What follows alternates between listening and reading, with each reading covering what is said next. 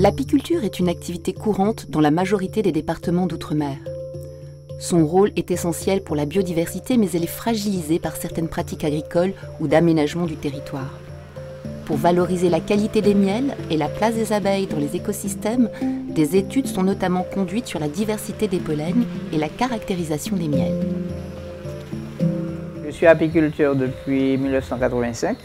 J'ai un effectif de 223 ruches en ce moment. Je produis un miel pour moi de bonne qualité, puisque je prends soin de bien récolter le miel quand il est bien operculé.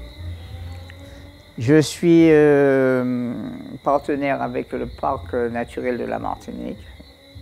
J'ai un label de qualité et tout mon miel est vendu ici sur place.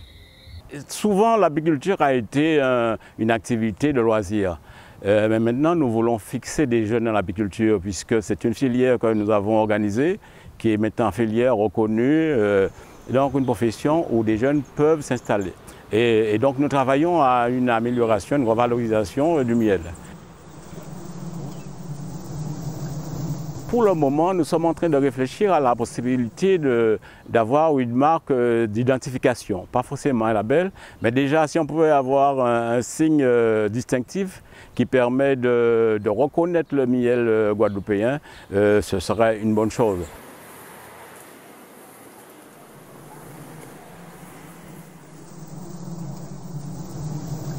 Je suis au François, au Bois-Soldat.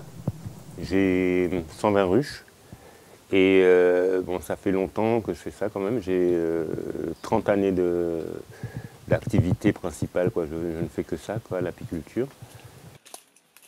Ben, ici, c'est du miel de forêt. Hein. Bon, il y a le côtelette, les savonnettes, les campèches pas loin.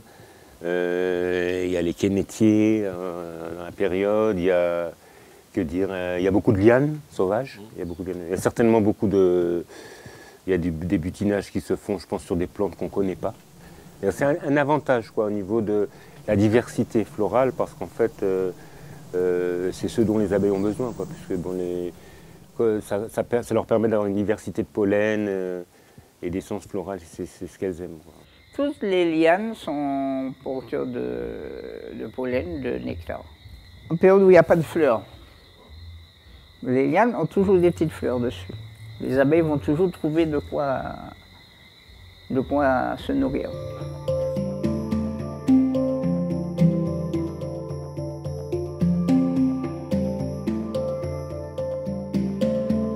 Avec la pression démographique qui existe sur les îles, nous craignons surtout la déforestation anarchique qui existe, l'élagage anarchique des plantes à n'importe quel moment. Et nous craignons un petit peu sur cela. Le syndicat des apiculteurs, effectivement, a fait des démarches auprès des donneurs d'ordre, hein, c'est l'ONF, l'État, pour pouvoir exploiter cette capacité, hein, forestière qui est encore non exploitée.